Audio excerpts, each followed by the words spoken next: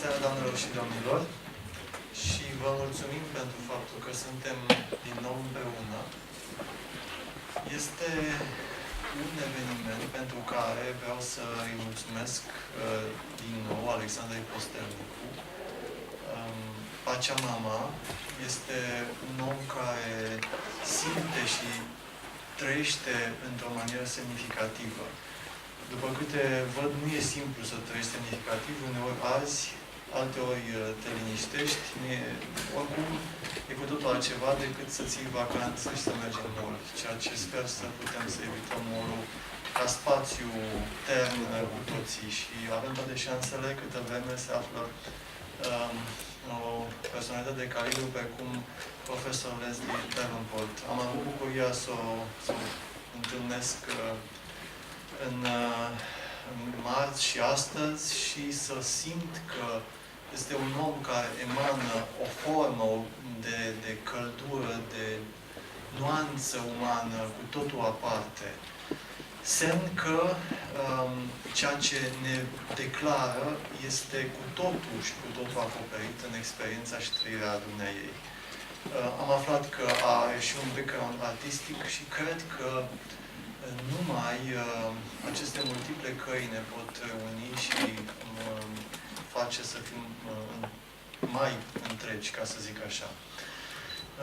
O să închei prin a o ruga pe Alexandra să o prezinte, să vă spun câteva cuvinte pe doamna profesor, dar nu înainte de a vă spune că vă așteptăm în continuare la cele 5 conferințe care vor mai fi aici până la vară, pe 27 mai despre fericire, pe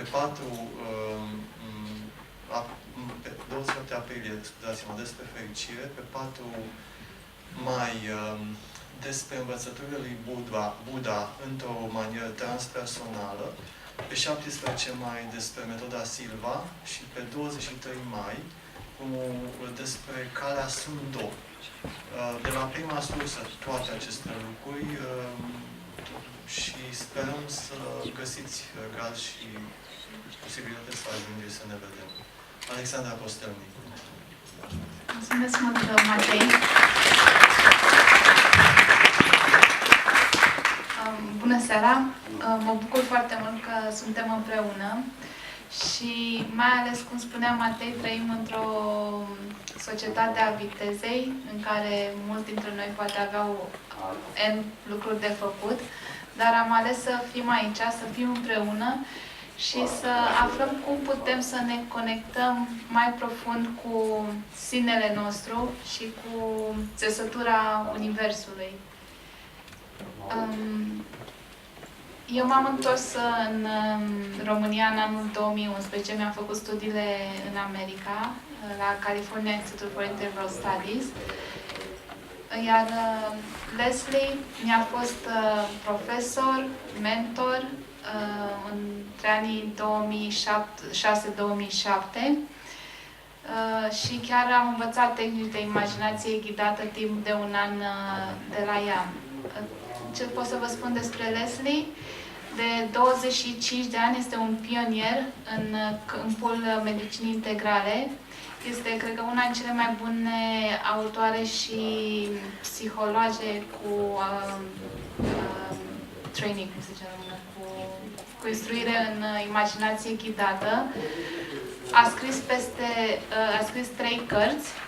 Le aveți și aici dacă vreți mai târziu să le cumpărați. Vindecarea și transformarea prin imaginație ghidată, imaginația transformativă, cultivarea imaginației pentru vindecare, schimbare și dezvoltare. Și ultima ei carte, care este, să zic, cutting edge, este singura psiholog care a scris despre efectele emoționale și cum să tratezi efectele emoționale în contextul schimbărilor climatice, iar cartea se numește Reziliența emoțională în contextul schimbărilor climatice. Matei spunea la început despre ce înseamnă, descria puțin ce înseamnă activist. Pentru mine, trăiesc, cred că zi cu zi, cu un sentiment de, spun, neliniște binecuvântată. Acel frământare interioară când simți ceea ce se întâmplă în jurul tău și ceva în tine fierbe și îți dai seama că trebuie să faci ceva. Dar dacă nu ești conectat la ceilalți, te arzi. Pur și simplu. Iar dacă începi să simți conexiune, începi să ți se întâmple în viață multe sincronicități. Eu numesc asta magia interconectivității. De ce vă spun acest lucru? În 2006, nici nu-mi imaginam că o să încep să colaborez profesional cu Leslie, să vină Leslie în România și să facem proiecte împreună. Cum s-a întâmplat venirea lui Leslie în România? Unii dintre voi știți povestea de marți.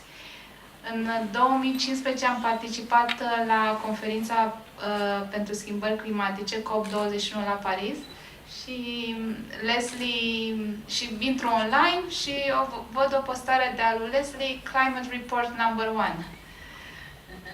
Fac eu, and imediat i-am scris un mesaj pe Facebook, Are you in Paris? Ești în Paris? Și eu sunt în Paris. Și atunci am stabilit să ne întâlnim. Mi-a povestit că a început să fie foarte interesată de aspectul psihologico-emoțional al schimbărilor climatice și rolul psihologilor de a ajuta oamenii să facă schimbări în viața lor de zi cu zi, astfel încât să facem împreună marea schimbare, marea tranziție. Asta se întâmpla în 2015. În 2016 ne-am întâlnit la conferința Pacea Mama din San Francisco și atunci mi-a venit ideea că ar fi o mare onoare pentru România să avem o persoană ca ea, să ne aducă informații de ultimă oră și, cum spunea Matei, mai ales să avem pe cineva care dăruiește atât de mult și lucrează din inimă și ne ajută pe noi cum să ne ascultăm intuiția și înțelepciunea inimii. Vă las pe Leslie să vă vorbească în seara asta. Thank you. Well, I want to thank all of you for coming tonight. I know there's always many choices on any particular evening. And I'm going to do everything I can to share with you the most valuable information I've learned in the course of my professional life. Because while I'm going to present quite a bit of information, I've never believed in information alone being all that helpful. So I really want this to be more of an experience. And I'm also hoping we'll have a little bit of time at the end for discussion or questions that might arise during the course of this. But first, let me just offer a brief thank you to Matei and to Spiru Haret University and Alexandra and Pachamama Romania. There's always many hands and minds and hearts that go into putting an evening like this together. And for everyone named or not who've been a part of making this happen, I just want to thank you for this opportunity for us to come together. So, as you know, the topic tonight is imagination, but it's a form of very practical imagination.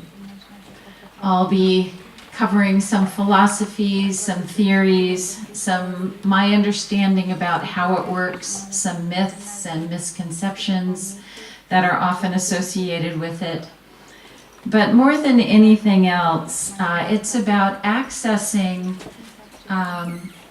potentials within us that have become dormant, largely due to a cultural emphasis.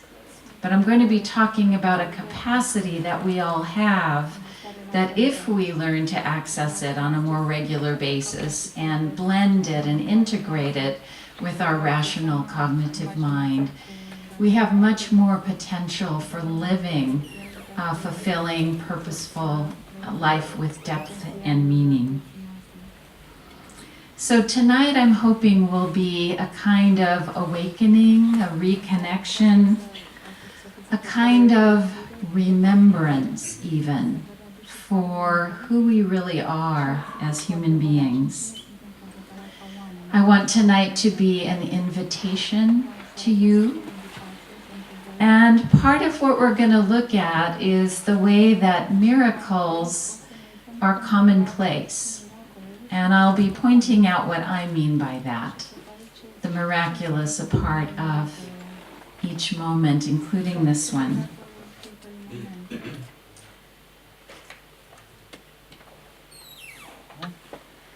So this is a short poem or a quote by a poet some of you may know, 13th century Persian, Jalaluddin Rumi. And he says there are two kinds of intelligence. One acquired, as a child in school memorizes facts and concepts. But there's another kind of tablet, one already complete and preserved inside you. A spring overflowing its spring box, a freshness in the center of the chest. And that's what we're going to be exploring tonight, that spring box. What is it in the center of the chest that even in Persia in the 13th century this was being talked about? In indigenous cultures, this is talked about. In some forms of psychology, like Jung's collective unconscious, my understanding is the way to access things like that come through a form of the imagination.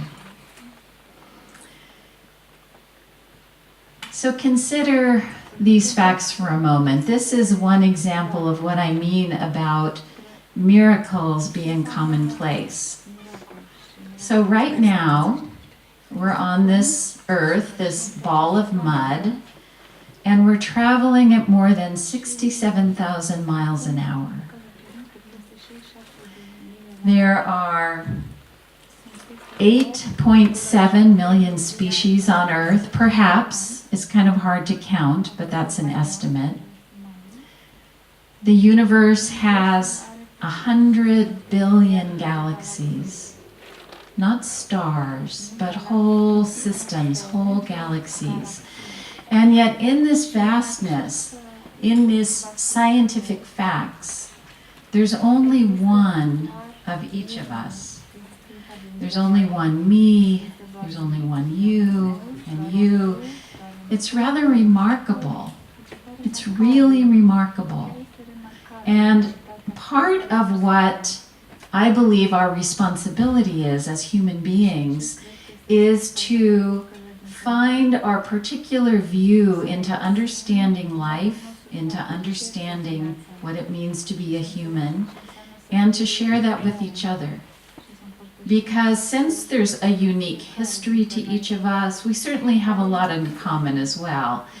But what I want to emphasize here is there's only one way that you and you have come to understand life and understand what it means to live. And it's through our shared views that we can get closer to the truth. It's like all of us looking in through a slightly different window. And along these lines, astronomers tell us that we are literally made of recycled stardust, that the things that make up our body, the atoms, are the same things that are in our hands, as in the chair, as in the air. There's a tremendous unity that goes back to the very beginning of the universe. It's the early explosions that sent these particles into motion that evolved to where we are now. And you might be thinking, well, this is kind of interesting, but what's the point? Since I was talking about being practical. And let me give you an example of how holding a very large perspective can be quite practical. And this is coming in the form of a story of a teacher and a student, a teaching story that happens up on top of a mountain. So the teacher has a glass and scoops up a fresh glass of water from a mountain lake.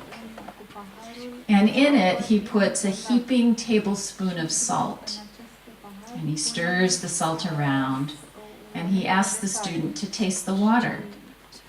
So the student tastes it, he spits it out. It's bitter, it's undrinkable, it's terrible. I can't stand it. So the teacher nods, and he takes another heaping tablespoon of salt, same amount of salt, puts it into the mountain lake, stirs the lake around, takes a fresh glass, scoops up the water, and says, "We'll taste this." And the student says, "It's wonderful, it's refreshing, it's nourishing." And the teacher says, "The salt is the same amount, whether it's in a glass, whether it's in the mountain lake." And it's like our suffering and like our struggles. If we hold it in a very tight perspective, if we have our blinders on, it can be quite bitter and unpalatable. If we hold our struggles in a larger context, in a more global perspective, maybe in the awe and mystery of what it means to really be here, things can really shift. And I'll give you another example, and this comes from my work in the hospitals that I think Alexandra mentioned. So I worked a lot with people with life-threatening illnesses or severe injuries that really changed their lives. And I'm thinking in particular of a young woman, I think she was maybe in her 30s, very healthy lifestyle, but for some reason, out of the blue, she got a cancer diagnosis. And it really stopped her in her tracks. Everything was called into question. And one of the things she said to me was, you know, before this, I got so wrapped up in, you know, how people were driving, or if my fingernail polish got chipped, or if dinner was late.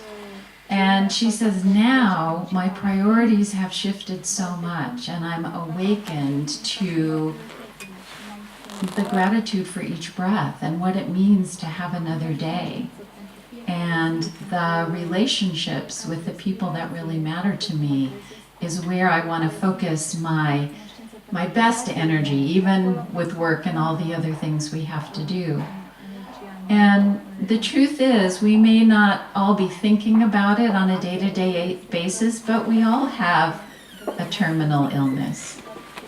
Mortality is still 100% at this point.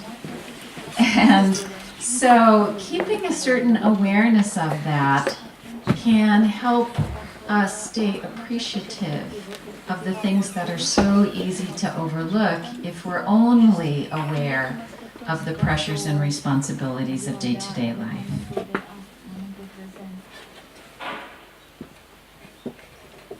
So when you hear the word imagination, sometimes you think of a fantasy or going away from reality. Let's just go daydream. And sometimes that's true, that's one form, but it's not what I'm here to talk about tonight. I'm using this word to talk about getting in touch with more of reality, not less.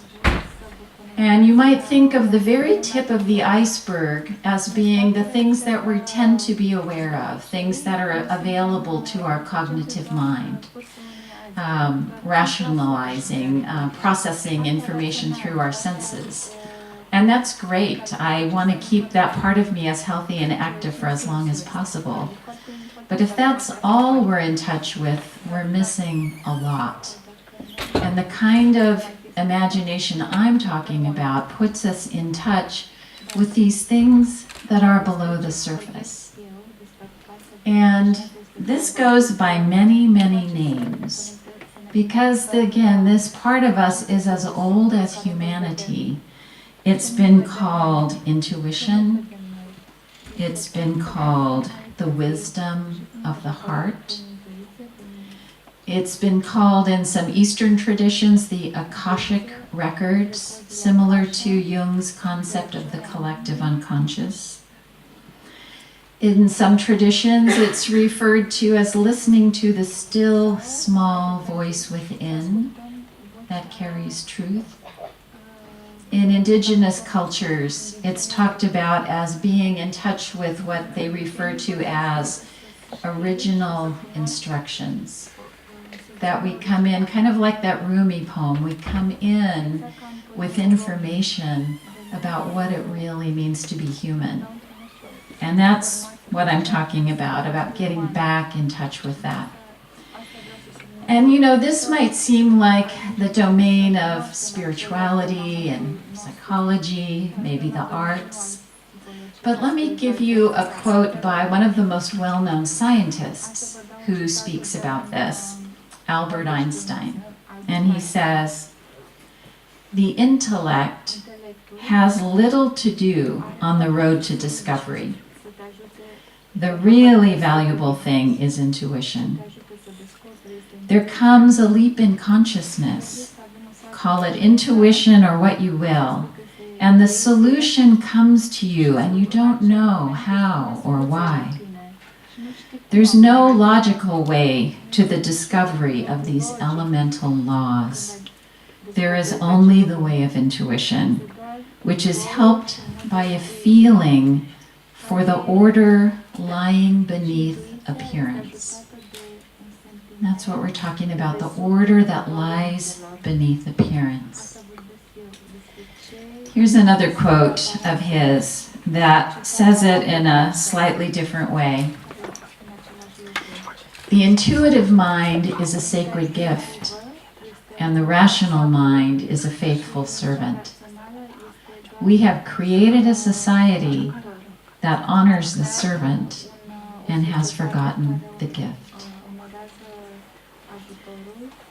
And as we go along, I'm going to talk about some of the ways I think this is playing out in our culture.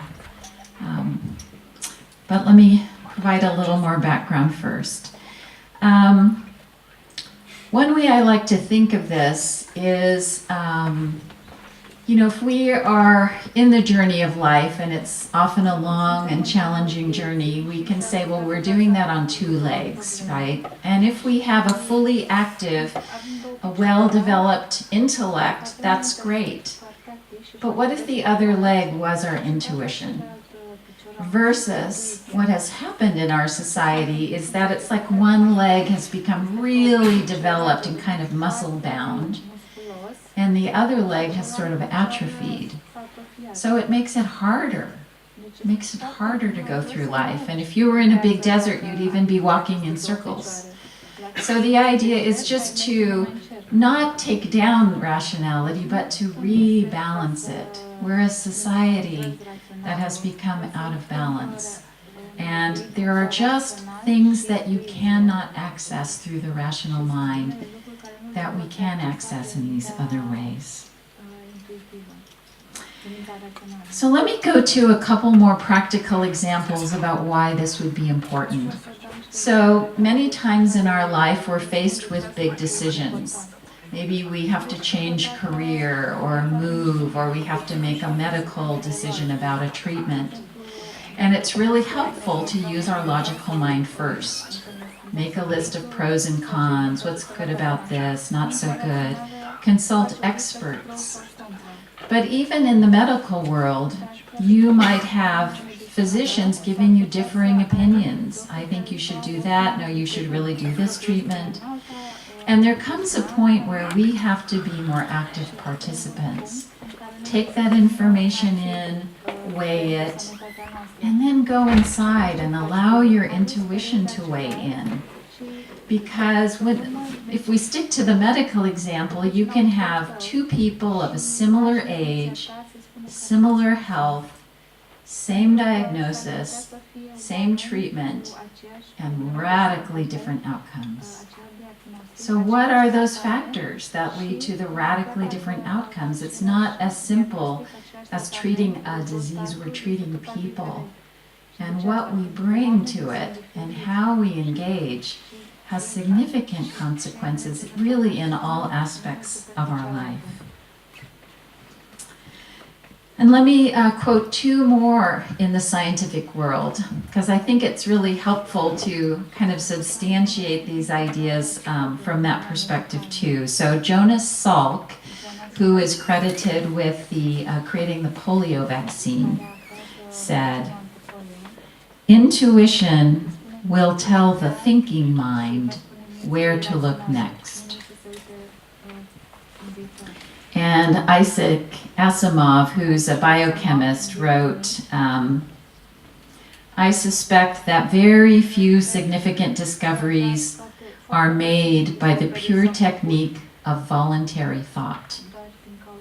I suspect that voluntary thought may possibly prepare the ground, if even that, but that the final thought, the real inspiration, comes when thinking is under involuntary control. So it's very similar to what Einstein said. The solution comes to you, but you don't quite know how. You don't quite know why. So how do we tap into this? What I call guided imagery, which is a cousin, very similar to things like hypnosis or meditation or contemplation or visualization, has a map or an infrastructure to help guide you into this information. I'm not saying it's the only way, but it is a very reliable roadmap, and I want to be sharing some of with you tonight. Guided imagery is commonly referred to as a mind-body tool, a mind-body technique, but I think that's a little limiting. I would call it a mind, body, emotion, spirit, environmental tool, because the linkages that we can access with information are far more than even just the mind and body link.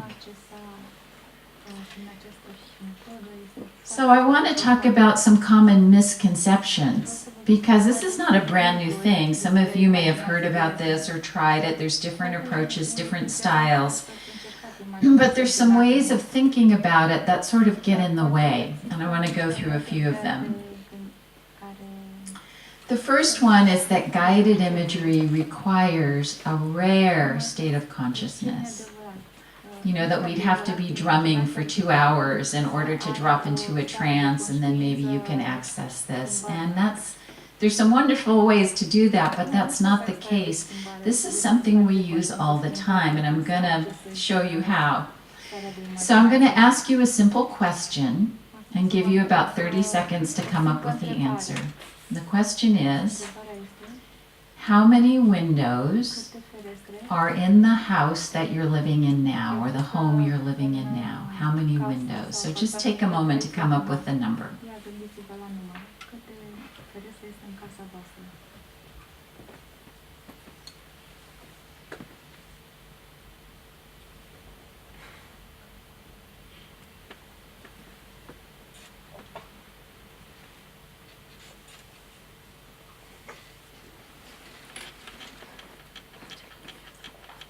Okay, so I'm going to pause you, whether or not you got your final number. But unless you recently remodeled or something, or, were under construction, probably nobody just had a number pop in their head, right? Your logical mind didn't go 7.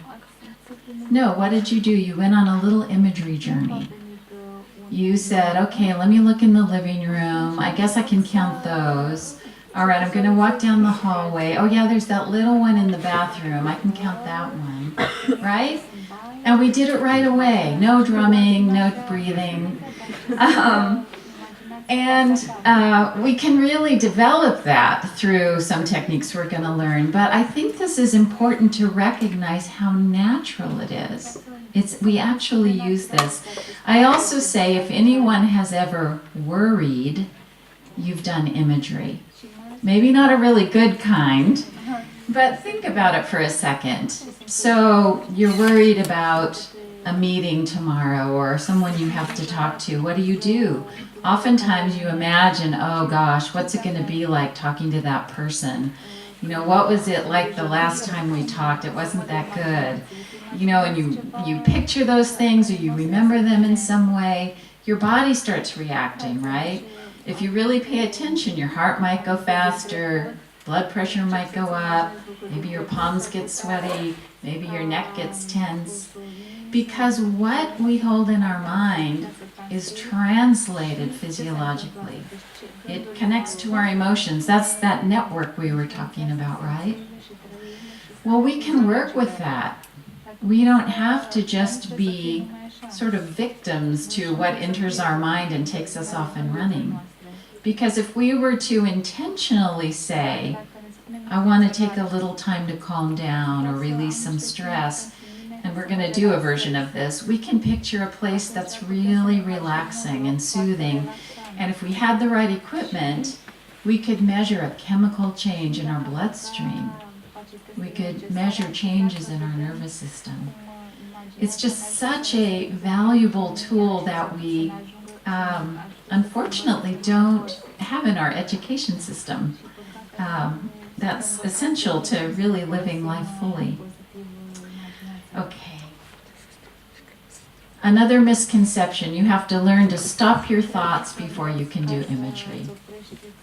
And the reason I say this is a myth is it's similar to classical meditation. You don't actually stop your thoughts.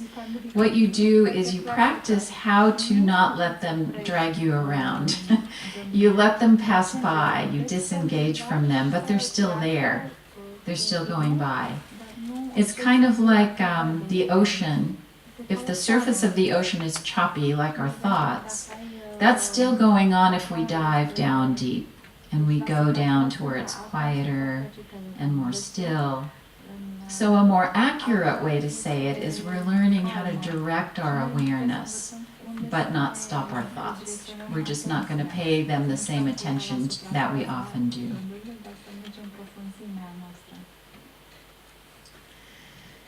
Some people use visualization interchangeably with guided imagery, but I discourage that because in the same way that we have with our external world, we have eyes to see, ears to hear, nose to smell, taste, feel. We have a full array of ways to access our inner world as well.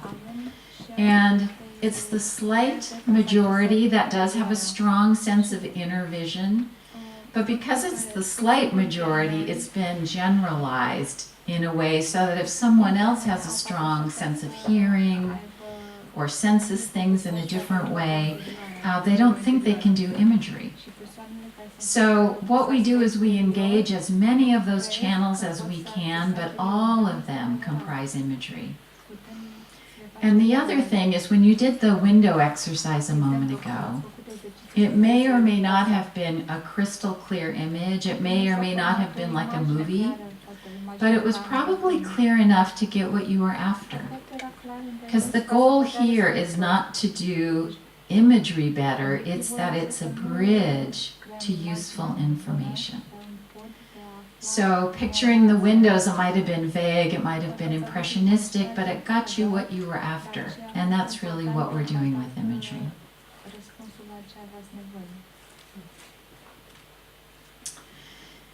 This is kind of a controversial area in the field because it's like, well, what's the best kind of guided imagery? Is it mind over matter? And what this is really referring to is some forms of imagery are scripted, and some you let the images arise from within you. You never quite know what it's going to be, and you explore it. And I definitely am going to be teaching you the second version. But let me say a little more about this. So in a scripted version, let's say you wanted to do that stress management tool. A guide would say, okay, you're walking along the beach and you hear the sound of the ocean, you hear the seagulls and you feel the breeze on your face. But there's a whole bunch of stuff about that. First, maybe you don't really relax at an ocean. Maybe an ocean's not the place you like to go. Maybe you had a really bad experience at the ocean when you were young. And so instead of being relaxing, it's going to be very triggering and potentially distressing. And it's virtually impossible for a guide or a therapist to know enough about you to design something that would be tailor-made. And I'll give you another example of someone who used a non-scripted form. So I was working with a man who was in treatment for cancer also, and he wanted to reframe or change his image for his own immune system strength. And also for even receiving the chemotherapy. How could he befriend it and have it be working as an ally and not something that he was fearful of, and just strengthen all the forms of medicine he was getting, internal and external. So I guided him through this process, which I'll talk more about, where the images bubble up from inside. And he ended up having an image of the running of the bulls that happened in Spain, because he had gone there to experience that when he was younger. And to him, it represented vigor and health and strength. And so in his own imagery, he was standing on a balcony waving a flag, and he could see these strong images moving through the narrow passageways like the veins in his body.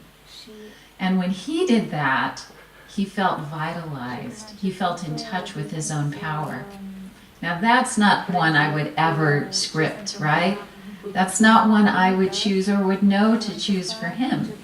And it even surprised him that that's what came to mind. But when we use this way of calling forth that which is meaningful to us, we are often surprised, but it ends up being a perfect fit. It's like going to a tailor to have clothes made versus picking something off the shelf and it may or may not really fit. And forgetting about the difficulties of life. And I put it as a myth only because it's just one of the things you can use it for. It's great for stress management, actually. It's great to find a little respite. But it actually can help us resolve traumas that have lived with us our entire life, to deal with life-threatening illness, there's a lot of studies, I'll actually quote a couple of them, where we can actually strengthen our immune system in a way that the cells can be measured medically as improving using imagery. We can use it to get clarity with things that we're really wrestling with and don't feel like we have an answer for. So it's just important to know that the capacity of what we can use imagery for goes well beyond stress management. And the last one is, you need to believe in the power of imagery for it to be effective. And that's not true. Now you can really resist it and say, I don't believe in this at all, and just kind of block the process. That is possible. But in the same way that we called to mind those windows, that didn't take any big creed or, getting on the bandwagon. Because again, we're talking about a natural capacity. Here's another way to think about it. So let's say you go to the movies, and you go to a movie that's kind of an action-adventure film. So your logical mind can tell you, this is fiction, it's not a true story, no one's getting hurt, this is just entertainment. But what's the experience? What makes it fun? Is that the images on the screen, just like the images in our mind, are impacting our physiology. So we see something happening, we know it's not true, but we gasp, or we get excited and then we sigh. And we can ride along emotionally and physiologically, even though we know it's just a story. It's not even true. But that's how it works. It's like images are the language that communicate internally. So whether we're watching it on a movie screen, or whether our eyes are closed and it's the images from within, it's affecting us quite deeply.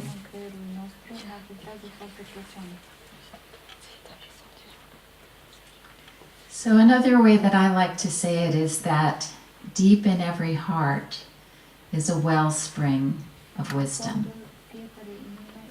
But I don't want you to take my word for it. Instead, what I'd like to do is take you through a brief experience and just to see what you might find. So we'll take maybe 5 minutes or so.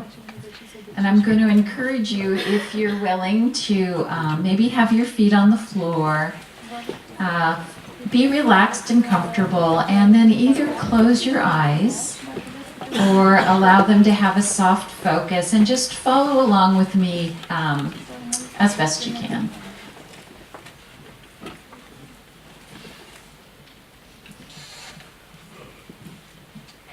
So as we start, just notice what you're aware of, and we'll be checking in again at the end. Are you intrigued or bored?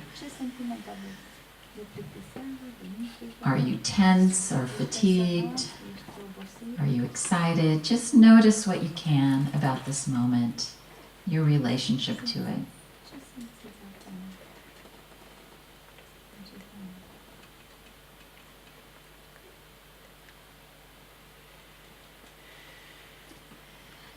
And now bring your awareness to your breath. And just follow it with your mind, with your awareness. Just noticing the sensations of breathing in and breathing out.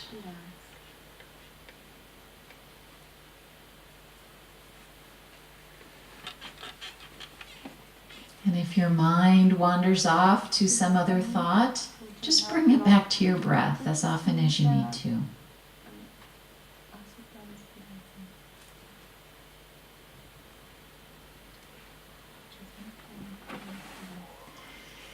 And the medical world tells us that the oxygen that we breathe travels to every cell in our body.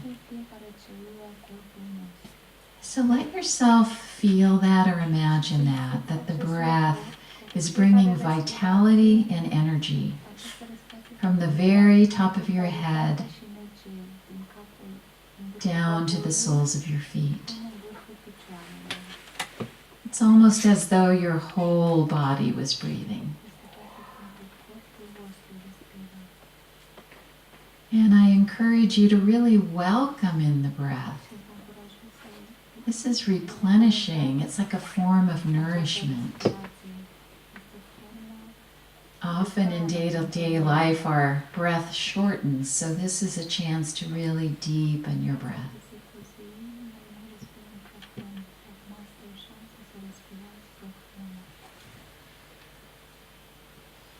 And just as important is the breathing out. It's a cleansing breath. It's a releasing breath.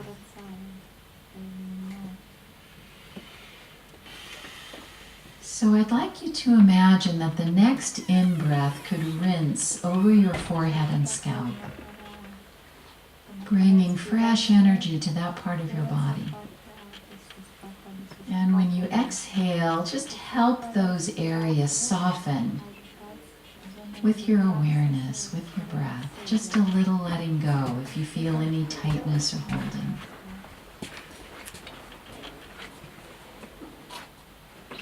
Send the next breath with awareness to your eyes, so that they're not only closed, but they're really resting. Maybe there's a way your eyes even float back a little bit, no longer needing to engage with the world. Bring your breath to your face and especially your jaw, soft and loose. And into your neck and shoulders and upper back. It's one of those places a lot of us carry stress.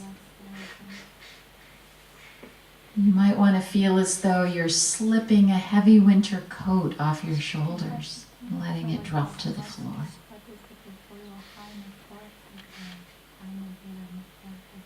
And then let your breath be like an internal breeze that flows down into your arms and hands and fingers.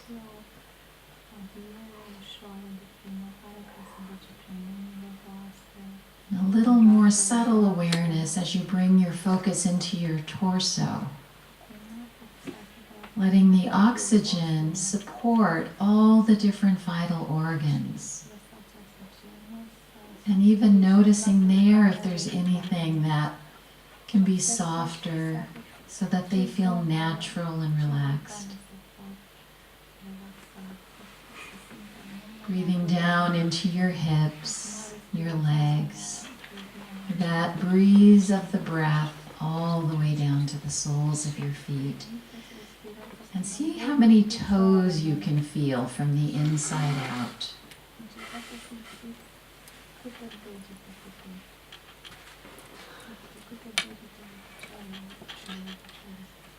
As your body continues to enjoy the relaxation with each breath, bring your awareness to your mind.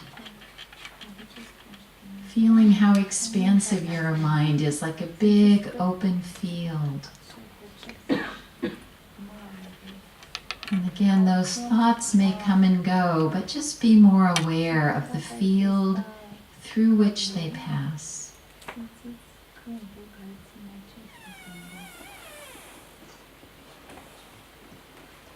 Tune into your emotions wherever you sense that part of yourself.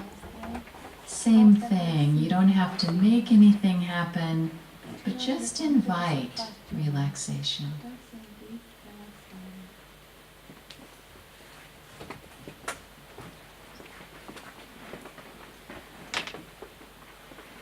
Now I'd like to invite you to allow an image to form for a place, an environment that would really encourage and support these relaxing feelings. This place could be indoor or outdoor, could be familiar to you or imaginary. But whatever begins to form, really notice it. What are the colors you're most aware of? What about the textures? What time of day does it seem to be? Are there sounds or a particular quality of silence?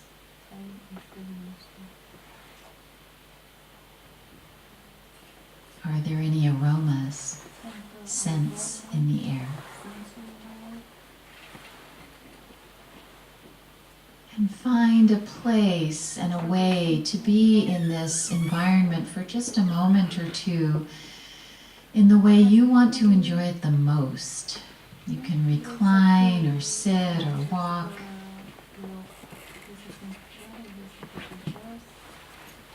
And notice the qualities of this place. How does it make you feel when you're here?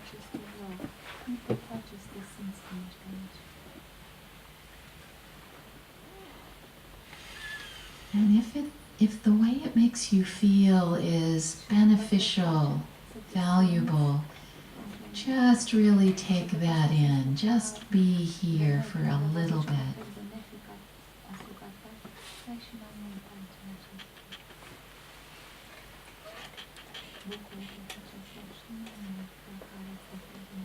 If this place has a voice or some way of communicating, it may not be in words, what does it want you to know?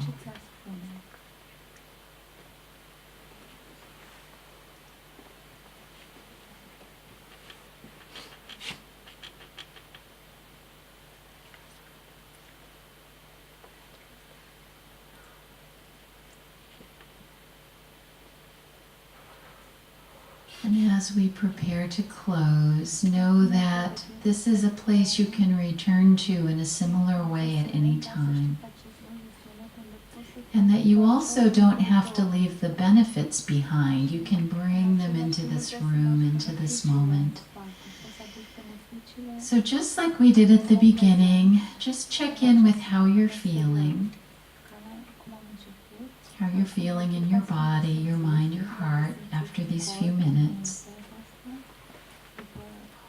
And then when you're ready, you can open your eyes again.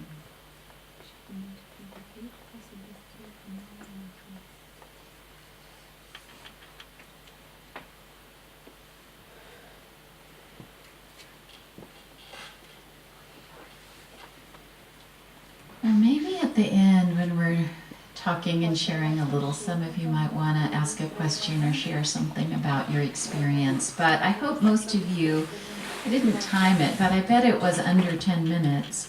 I hope you felt how much of a shift can happen, even in a place like this. You know, fluorescent lights and everything else.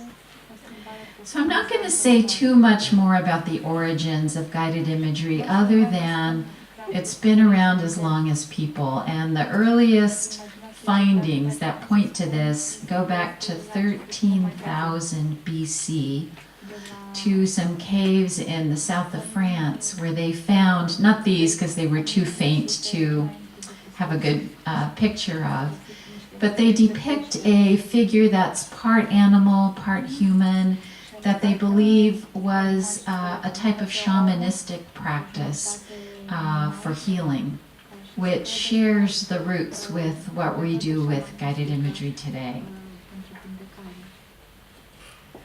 So again, imagery is a little bit making a comeback in many fields. Let me give you a couple more statistics from just a couple of them. There were some very rigorous medical studies that were published in medical journals, traditional ones, where patients that were facing major surgery, and they did this with thoracic chest heart surgery as well as abdominal surgery. And they compared the groups of those who prepared with imagery or those who just did a conventional approach. And they measured a 65% decrease in pain and anxiety in the imagery group. There was 33% fewer side effects, resulting in less need for medication and a shorter hospital stay, and an overall quality of ease to the experience. Let me also mention a little bit in sports. A lot of Olympic athletes use a type of imagery because as we were learning, what our mind does, our body tends to follow. So there are sports imagery that are specific to the arrow going in the center of the target or the able to sustain over the course of a marathon. And I'll tell you a study that was done with guys throwing baskets into the hoop, free throws. So the first group just kind of didn't do anything. They were basketball players, but they were asked to take the period of time off while the study happened. The second group was asked to practice a half hour each day, shooting hoops. The third group did only a half hour of imagery, didn't touch the basketball, but just imagined it successfully going into the hoop each time for a half hour. And the fourth group did 15 minutes of each, 15 minutes of practice, 15 minutes of imagery. And the results were, the group that did the best was the last one that combined imagery with practice. But what was surprising is that the second best group was the one that only did imagery versus practicing with the ball. Because there's something about aiming. What are we aiming for? What are the stories we're telling ourselves? And the ways that imagery actually trains our physiology. It's easy to see how this is in certain contemplative traditions. It's even making its way into leadership practices in some businesses. We've talked a little bit about the benefits of tapping in for decision making, and even a little bit in education, which is really exciting. So, how are we doing on time? I could do a case study or I could keep going. Anyone? Alexandra, do you know the time? 7:35. 7:35, and we have until 8. Is that right? Mm-hmm. More or less. Okay. Let me just tell you a little bit, another example. This is a client that I worked with. And this is someone who is kind of reluctant to do guided imagery, but he had a heart attack, and his doctor said, well, this is one of the things you ought to be doing along with changing your diet and exercising is doing some stress management. And in the hospital where I was, guided imagery was the tool. So I want to just read a little bit about his progression with this and the ways that imagery can work on different levels. So I led him through a relaxation similar to what we did, and then asked him to tune into his heart, where he had had this problem, and invite an image to arise and speak it out loud to me while his eyes were closed. And he said, "My heart is tender and bruised, with blue, purple, and pink patches." He says his heart feels battered, and this makes sense to him as he considers some recent surgery and the heart attack. He also describes his heart as having a weight to it, as if there's something heavy caught at the bottom. And I encourage him to continue, and like we did with the safe place, I said, if your heart had a voice or some way of expressing itself to you, what would it want you to know right now? There was a pause, and then emotions flashed across his face.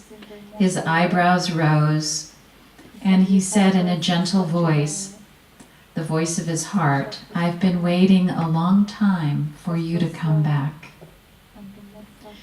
And then he tells me the story of his life. He was from an immigrant family, and there was a very strong work ethic that his father was promoting, had moved them to the United States. His father was a shopkeeper, worked very, very long hours, and with a lot of families, wanted to instill this in his children and expected that Daniel would follow in these footsteps. But what Daniel came to learn as he kept tuning into the voice of his heart is that he realized that he was really wanting to be a landscape gardener. He loved plants, he loved gardening. It's what he wanted to do, but instead he had gone in more of a business direction, something similar to his father, something that certainly gained the family approval and the family legacy. And in working with his internal voice, the voice of his heart, he ended up making a career change. He ended up making that shift. But one of the things he did, and this was a long process, it didn't happen in one session, but over the course of working with him over time, is he found a stone from one of the gardens that he loved, kind of like the botanical gardens here that I got to see. And he carried it with him for a while, and he put it in his pocket. And he offered gratitude in a silent way for all that his family did give him, and gratitude to his father. And then one day, when he was really ready to make the transition, he took this stone and he placed it on his father's gravestone. His father had passed a few years earlier. And he expressed that he's giving his father's dream back to him, so that there's more room in his own heart and his own life to follow his heart's desire. And I just find this such a beautiful story, because while it started with the physical heart and the heart attack, it just so naturally layered into heart's desire and his passion for life, and sifting out, as we all have to do through time, what are the things that have been instilled in us that work for us, and what do we need to sort out so that we can live our own life authentically. So this is a way that imagery kind of moved into those deeper layers, which is not at all uncommon. Let me go back before that slide. So I was saying that without our intuition or the source of wisdom within, in equal measure to our logical mind, it has made us a society out of balance. We've been walking lopsided through this world. And I bet we could name all kinds of things where this is true. There's social justice issues, there's income inequality. There are ways we do not treat each other very well because we don't see each other through the lens of that sacred gift of life. And another way it's impacting in a dramatic way and in an urgent way is how all of these things have been affecting our environment. What I say, the consequences of living without our whole brain, or maybe even more accurately, our whole being. And this is an interesting way to get a quick snapshot of what's happening with climate change. So I'll just read through it. The Earth is 4.6 billion years old. And if you took that time frame and just condensed it to 46 years and kept everything in proportion, the human race has only been here for 4 hours. Out of those 4 hours, the Industrial Revolution began 1 minute ago. And in that 1 minute, we've destroyed half of our world's forests. Now, I'm actually not here to talk about climate change. I did a talk about that on Tuesday, although in the questions and answers, if there's an interest in more of the details, I'd be happy to tell you more about how that works and what some of the statistics are.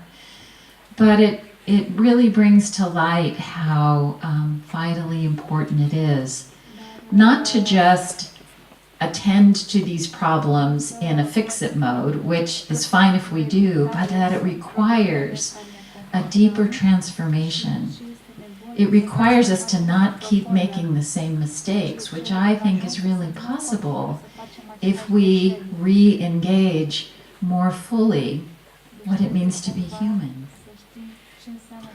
Another way of saying it is we can no longer be severed from our interconnection to all of life. Everything is in relationship. The food we eat and where it comes from and how it gets disposed of, and the industries that make our clothes and how we get around in the world. Everything is in relationship to each other and to the earth. And guided imagery, tapping in, is one of the really easy ways to feel moment to moment, day by day, our interconnected nature, how we're all in this together, how everything we touch and feel and think has impacts, and impacts that are now coming back to us. So maybe the most simple way to say this, whether it's climate change or anything else that you have interest in, is that actions need to come from deep guidance. That we're still learning what it means to uphold this miracle that I talked about and the honor of being human. We're still finding out how to be human. And if we're able to make this kind of a transformation, like a transformation that ripples out through our collective consciousness, then a lot of the solutions will come naturally, because we'll stop doing what we're doing based on our lack of awareness of this nature.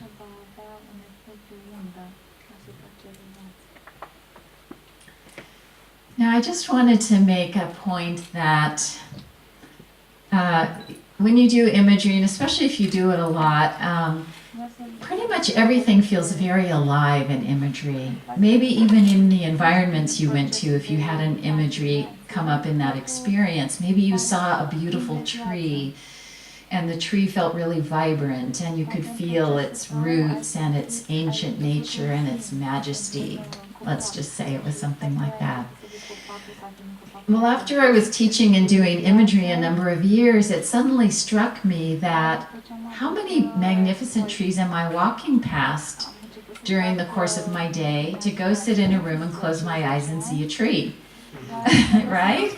And I thought, well, what am I missing here? And I realized that, well, what are the qualities that allow internal imagery to happen? We get really present, we get really relaxed, we heighten our awareness, we're curious about what shows up, and we're open. We're open to the surprises of what might be there. So then I was like, well, what if we just apply that to all of our moments? What happens if we start moving through life that way? And sure enough, the trees outside are in fact quite magnificent and quite vibrant if we bring ourselves to them in that same kind of a state. So I've started calling that eyes open imagery. Imagery is everywhere. It's vital, it's alive, it's moving, it's available internally, and with a certain state of being, it speaks to us in our environment as well. So I want to just close with a short poem that I wrote, and then we'll take a little time if there's interest in any discussion. It's called Blessing for the Journey. When days rush past in a blur, may you pause to receive the simple gifts that life generously offers. When you are overwhelmed, may you rest in the gentleness of your own heart. When you are feeling hopeless, may your imagination hold a torch to unseen possibilities. When your mind is drowning in details, may spaciousness arise, connecting you to the sacred mystery that you are. When you are overcome with grief, may precious tears bathe your heart with salty buoyancy and comfort. When the world brushes you with harshness, may you realize we're all works in process, and life itself is a learning curve. When nothing seems to be going your way, may you make room for the unknown, finding patience with your unfolding life. When you are disheartened by the suffering in the world, may you find the courage and strength to stand for what you know is good. When you believe you're not good enough, may you discover your inherent value and place in the family of all things.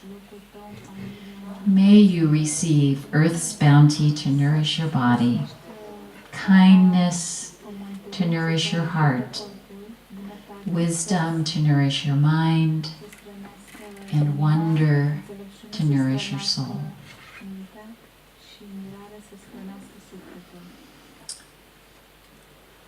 Okay, well, rather than just me talking away up here, I just want to open this up for comments, things you experienced, questions of anything I touched on or related topics that came up in the process of this, or any other direction it might go.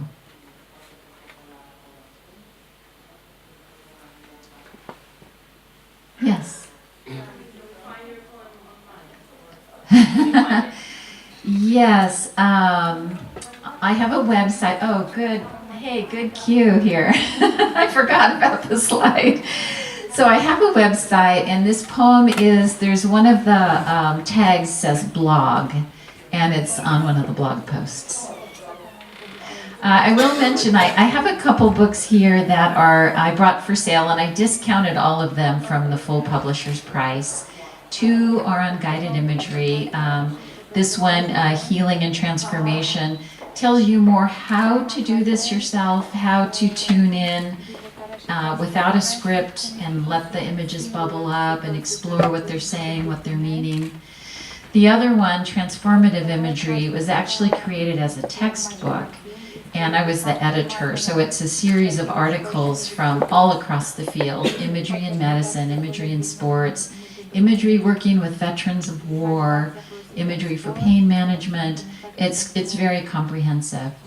And then the third one is called Emotional Resiliency in the Era of Climate Change, and talking more specifically about bringing ourselves and our life back into balance as one of the internal solutions while we add the external solutions in that area.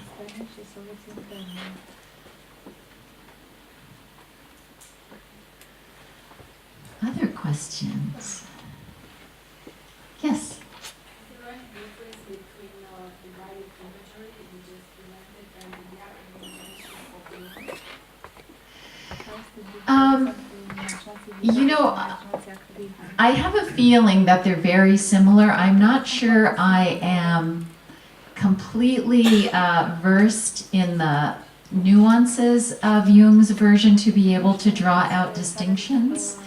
But I do know, for example, he was able to name many archetypes that come up in imagery. And so what I would say about my approach is that because I don't do much that's scripted, I wouldn't suggest we go to tap into a particular archetype, but I do know that they arise. So that might be one of the differences I'm aware of. This approach is so non-directive because it invests a huge amount of trust that what we all carry within us is whole and complete. So I don't feel like I have to teach anything, I just have to facilitate the process to come forward.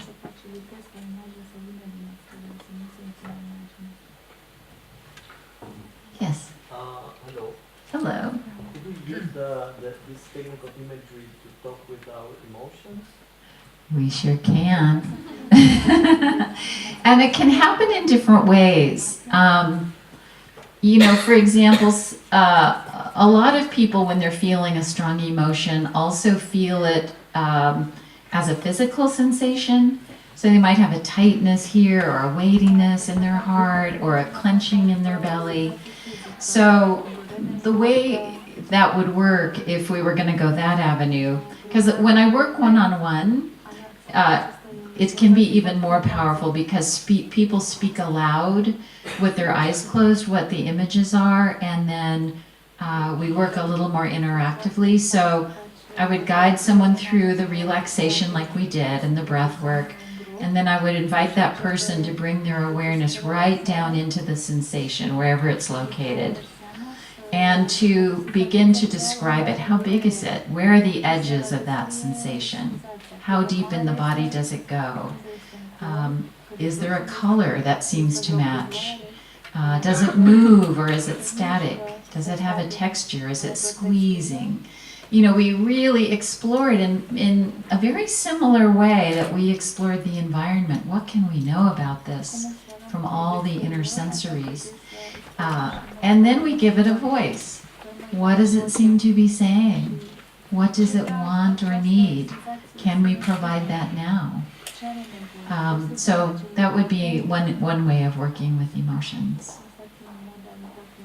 Yeah, thank you. And it seems like it's going well. You can also talk with the pain in this way. Definitely. It's powerful. It's powerful. In fact, Matej, are you willing to share your experience from earlier in the day, just real quick? Do you want to come up so you could, or stand? Okay. Sure. În timp ce făceam emisiunea, m-am gândit la un exemplu practic. Și mă cam luase dimineața un jung dintre coaste pe aici. Nu știu de ce și cum. Și ea real. Și atunci am rugat-o să vedem cum se întâmplă să vorbești, să te raportezi la jung. Și în fine, mi-a propus ca să îmi imaginez, să văd un câmp, ceva, un fel de plantă roșie, care era roșie și nu aparținea câmpului, în fine, care îmi spunea, băi, ce faci, că mă chinui, mai lasă-mă dracu în pace, cam asta era ideea, era furioasă zona aia. Și în fine, pe măsură ce am intrat în dialog cu ea, s-a înverzit și a spus, ai grijă de mine. Zona, de fapt, în imagine era o plantă care m-a lăsat junghiul de atunci și chiar mi se pare suspect, adică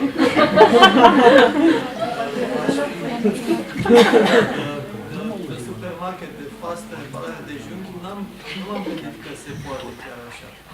Important însă ceea ce am simțit a fost raportul cu Răzui. În sensul în care e ca și cum s-a creat un flux de energie, dar intersubjectiv. E important ca cineva să raporteze la tine și să-ți spună, ai grijă de tine. Tu ești ceva, e vorba de oglinzi cred că una este să faci imaginație ghidată sau, în fine, transformativă cu Leslie și alta este să faci singur în baie. S-ar putea să fie o diferență. Nu știu. Deși cred că poate să funcționeze dacă ai în minte pe Leslie. I was telling them that it was very important, the energy and the flow between you and me in the television program. And I told them that it's quite different. Those kind of context comparing with being alone in the bathroom. Oh, right. Okay. Yeah. Yes.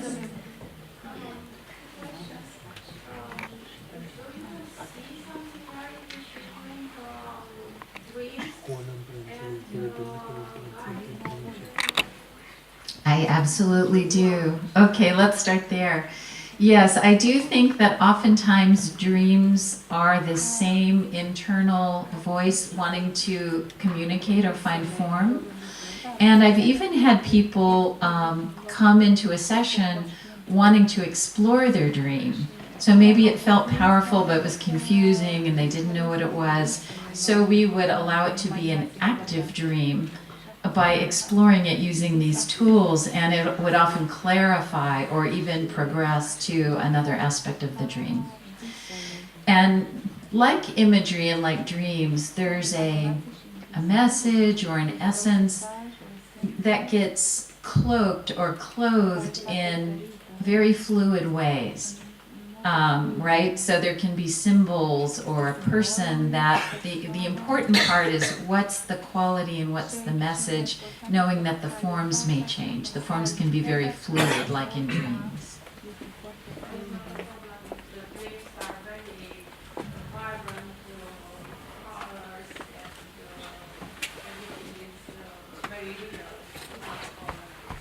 No. Because I would guess that for, like when we did, if people had the experience of going to a place, for some people maybe that was a real place with vibrant colors. I mean, it can be real or it can be symbolic.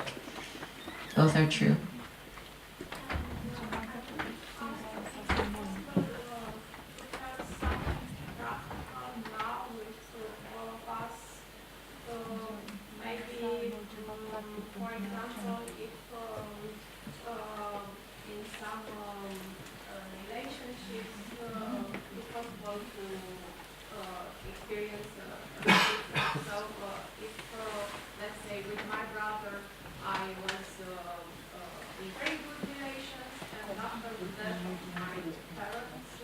Uh-huh.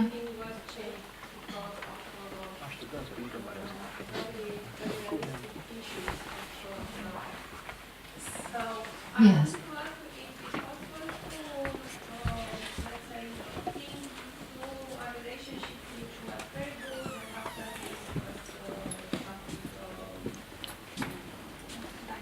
Yes. Yes.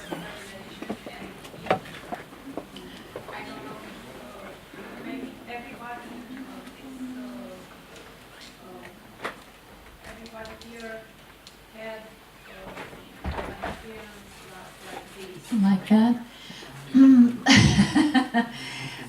No, that's okay.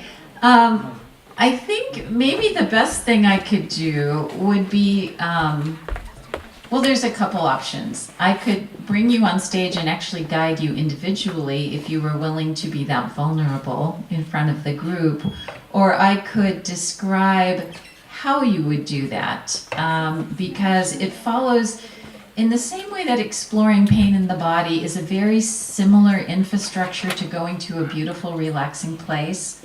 I could describe how you would do that with the relationship. And then that's something you could follow up with on your own. So there's a couple ways we could do it, depending on the interest. You want to come up? Okay.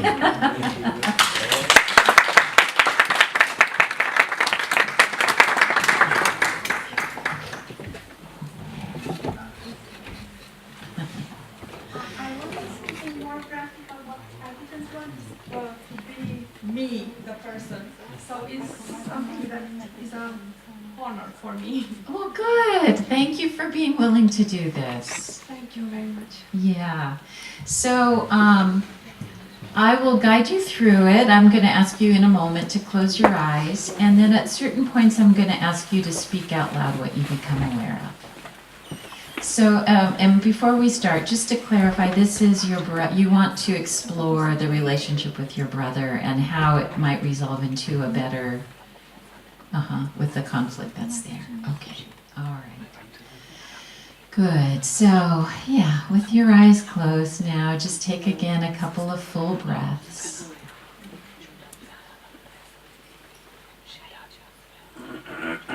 And remember that as you breathe out, that's one of the easiest ways to relax and let go a little bit. Good, yeah, you just want your body to feel as comfortable as possible. And just stay with your breath a couple more times. Breathing in with fresh energy, breathing out and relaxing. Good.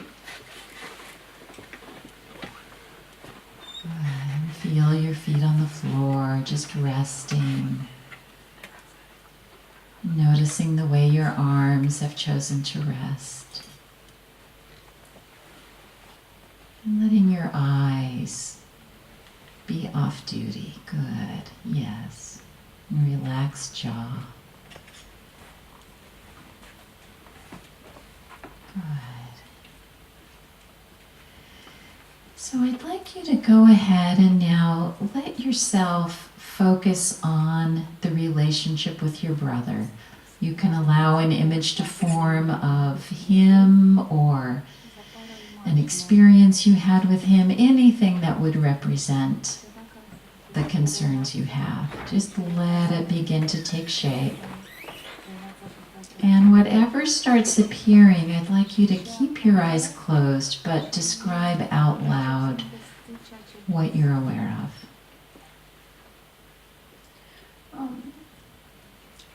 I didn't understood quite well, and the first image was a photo of us in the childhood, a photo which my mother wanted very much to have. But the conflict that was in the last 2 years after my mother died was strong, and in November he blocked me in a room, and for 2 hours and a half he was threatening me, and started to threaten me. Okay. Not just to threaten me. Okay. Let's start with that photo since it came up first, and then we'll come to the conflict. So, say more about the photo. There's the two of you when you were young. And describe a little bit more what's in the photo, how you look and what you're doing. I was 10 years old, and he was 1 and a half. We had an apartment. Is not the house in which now we live, and we stood on the balcony with some flowers. And he was very nice, like child. Yes. And what's the expression on your face as a 10-year-old? Happiness. Okay. And what's it like for you to look at this photo right now? It was a long time ago, and it's not in the same shape. This photo, like it was 40 years ago. What are the feelings for you to look at that old photograph? My mother wanted very much this photo to have it and maybe to make it bigger and to put it in the most important place in the house. After all was just a photo somewhere. Yes. And how does that make you feel that your mom wanted it so big and now it's just an old photo? What feelings are there for you? Times goes by. I don't know. So it feels not important. Yeah. Say a little more about what the relationship was like at that time with your brother. In my childhood, I was in this big house with big yard, and I was the only child there, and I wanted very much to have frățioară. That means something between sister and brother. Yeah. And after 8 years and half, my brother was born. This was something very natural in our family, like a story, like a myth, like a was without any doubt. And now maybe I thought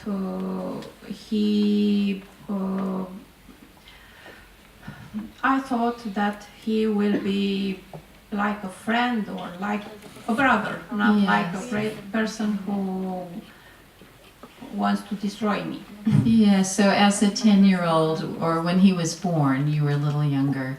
There was 8 years and a half 8 when years. he was born, and the photo was made when I was 10 years old. So you had a lot of excitement, a lot of hope, a lot of dreams about what this sibling would be, your brother. Yes. Yeah. Can you remember those feelings? Happiness, and it was amazing that it was also a change. So when I was happy, I started to take him in my arms.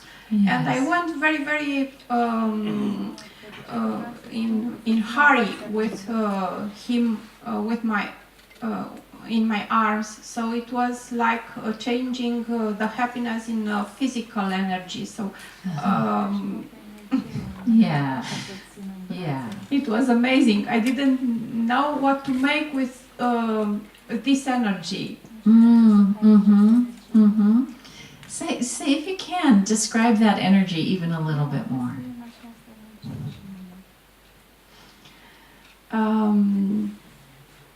It was like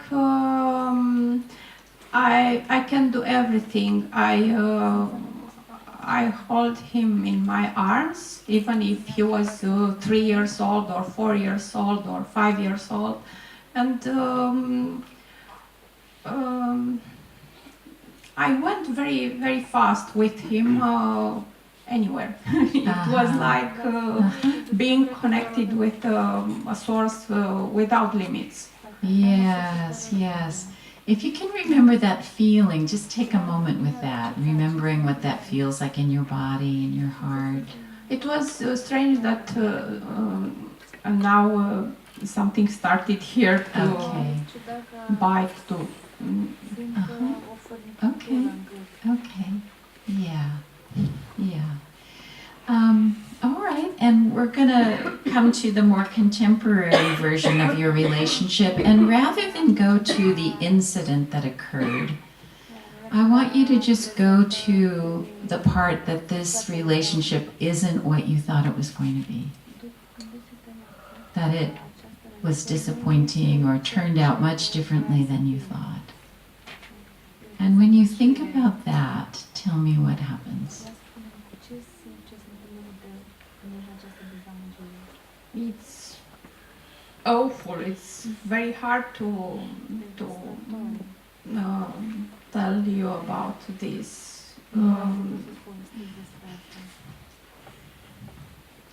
And what was wrong when I needed help and I didn't know what to do, because he turned everything in something against me. His wife said to me, didn't you know that he is like this? And I said, I didn't know. I really didn't know. Yes, so I want you to stay with the feeling when you came to understand that he wasn't the way you thought. Where do you feel that in your body? Now, Yes. As you think about, you had these dreams, it felt anything was possible, and now it's not what you thought it was going to be. He's not what you thought. here. Okay? Okay? So I want you to focus on that sensation in your body. And I want you to, with your mind, with your awareness, I want you to trace the edges of that feeling. And tell me how big it is and what shape it makes. It starts from here and is coming. Okay? Yeah. And if there was going to be a color that best matched that feeling, what would it be?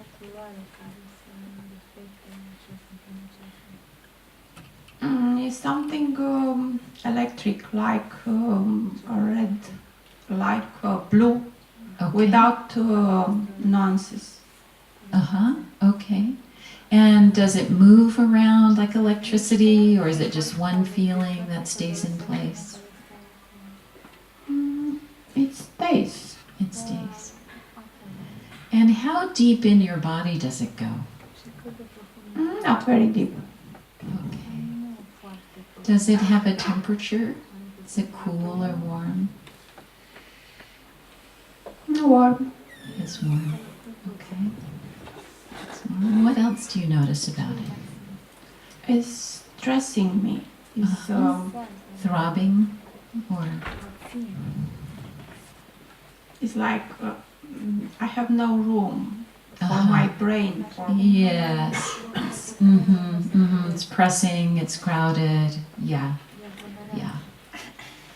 And what's it like to be aware of that? Here's this thing pressing on you. It's big, it's electric.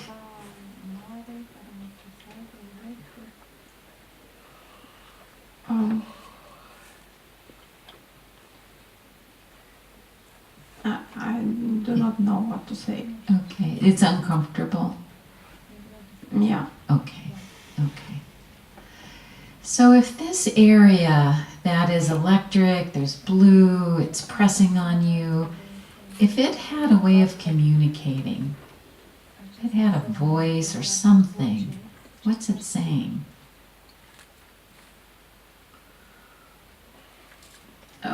It's saying about this image of a stick. Okay. And about the brain, about not having room. Okay. And what is this stick, this electric area, what does it really need? What does it want? What does it need? Space to Space. to be free. Space to be free. Okay. So I want you to take a moment to just experiment how there might be space, how it might get space and be free. In water, I'm free. In water. Yeah. Okay, good. So say more about that. How would you use the water?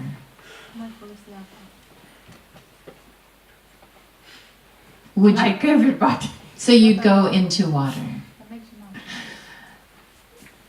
So for me, water is something very healing. Because I I was attending some Qigong trainings, and they said, the master said that, you know, the water is coming from the heart of the earth, and Okay. you know, So what, imagery. what kind of water, body of water would you go into? Would it be a lake or a pool or an ocean? What kind? No, any kind. So Which kind would you like to go to right seaside, let's say, at the seaside. now? Okay. So allow yourself to go to a seaside and tell me more about this particular ocean. Is it calm? Is it rough? What's it like there? It's in the morning, and there are some birds. Okay. Okay. And when you look at this ocean, this particular day, is it the kind of healing water that you were talking about? It can be, but it's okay. Every kind of water is good. Okay. Also the tea is good, or a glass of water is good. Which one do you want to choose? A glass of water. Okay. Okay, try that. Try just imagining taking that healing water internally through a glass of water as a response that came from that sensation in your back, that's what was needed. That's what it wanted.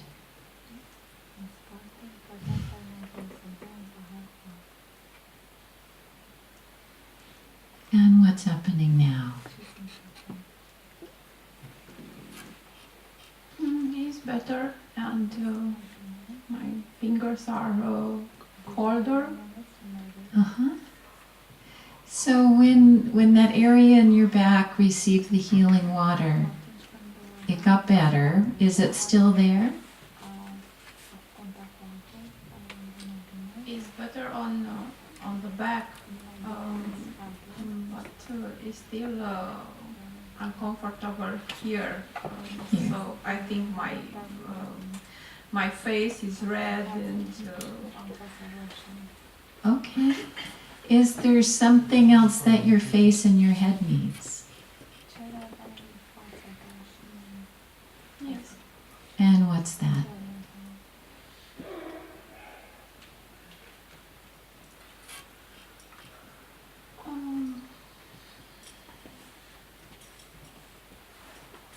Something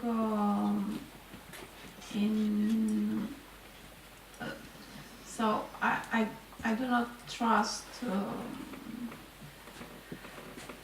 everything is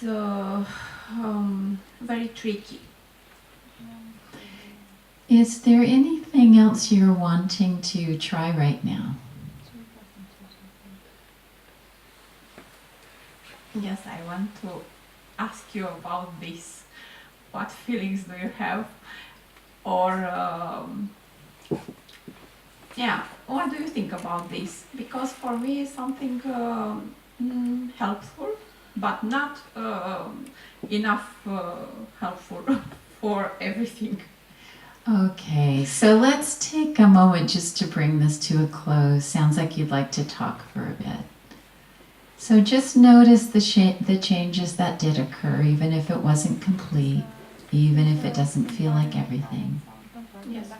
And then when you're ready, you can open your eyes again.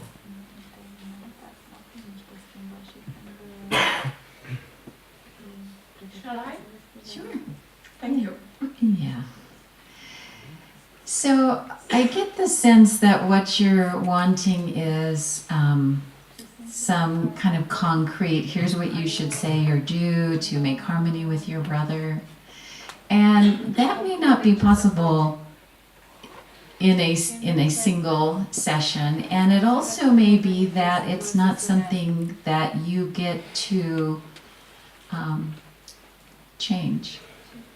In other words, you may not be able to change what your brother thinks or does, but there's a lot you can do about how you are in relationship to it.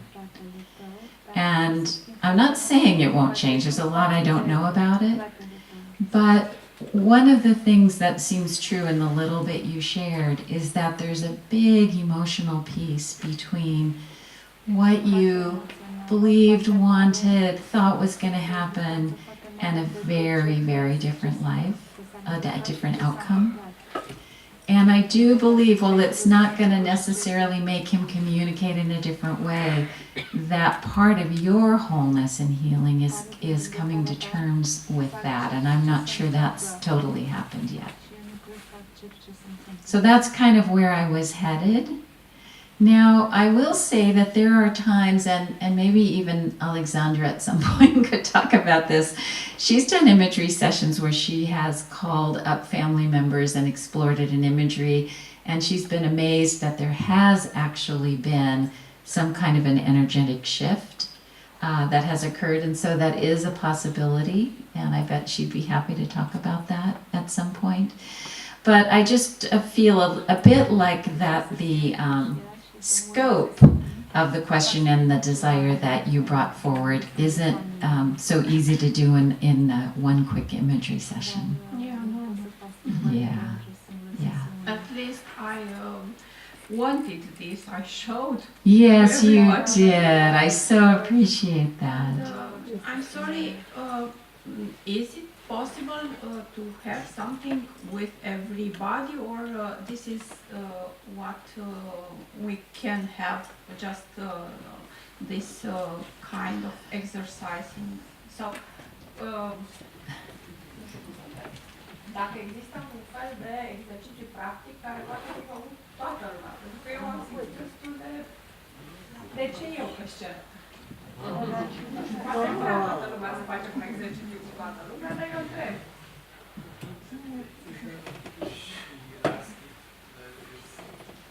Kind of exercise which not implies yourself. Yeah. A general exercise in a way, but still the problem is so particular. Right. Well, here's maybe the best I can do. You are welcome. Thank you.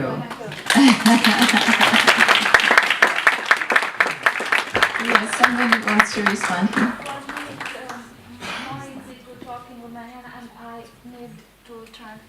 Someone to help me to translate. It's okay, because I want to Romanian. I need some help to translate. Okay? Și vrea să mă ajute cu traducerea. Vreau să vorbesc în românește. Great. Hi. Good to see you. Okay. Vreau să vă mulțumesc pentru cum ați lucrat. Pentru mine este very touching și mă ajută foarte tare pentru că s-a întâmplat ca în jurul meu diferite persoane să aibă probleme asemănătoare cu a ta. Și mulțumesc că mă ajută să le ajut la rândul meu, de exemplu. Ca idee, ca abordare, m-a plăcut foarte tare ce am văzut. Oh, because she's a therapist.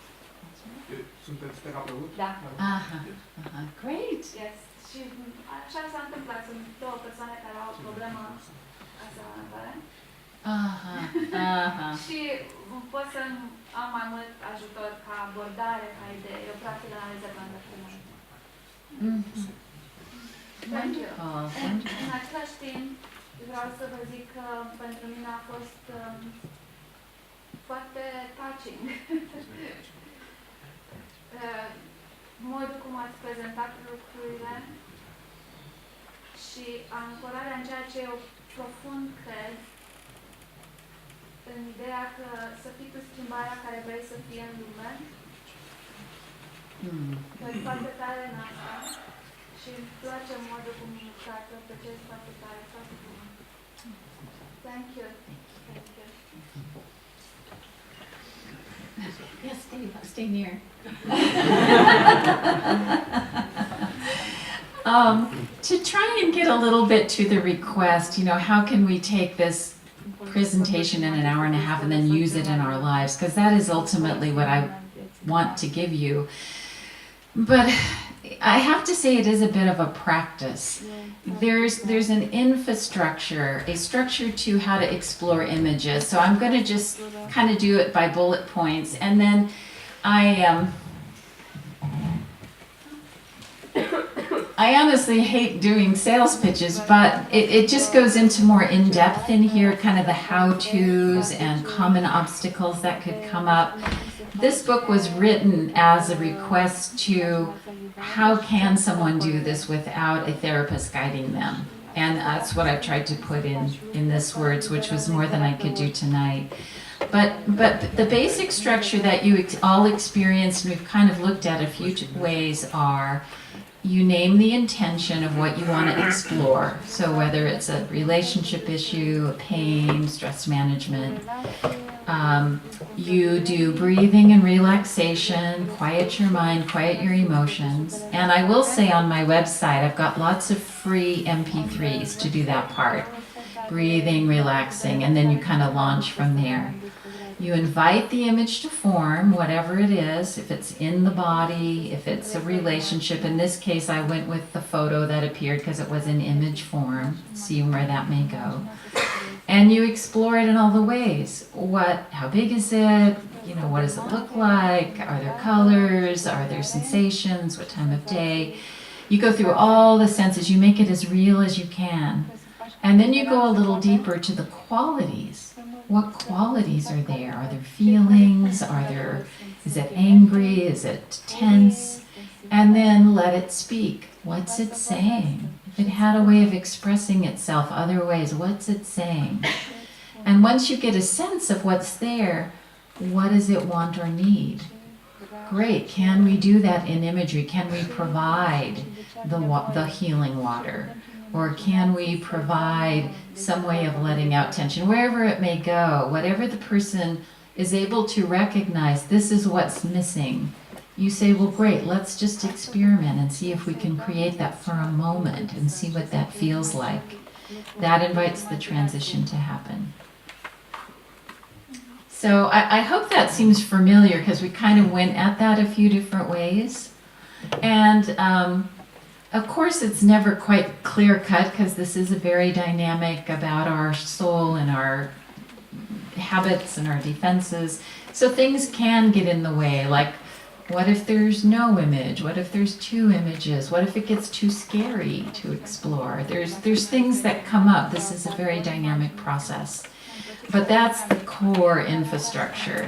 And then kind of ways to work around that or with that are in the book. And I do have a few other free articles on my website that can be helpful too. But again, like when I train therapists in this model, it's like a whole 3-unit class where we meet 3 hours per week for 3 months. So some of what I think is being asked is just not possible within the limits of this format tonight. Yeah.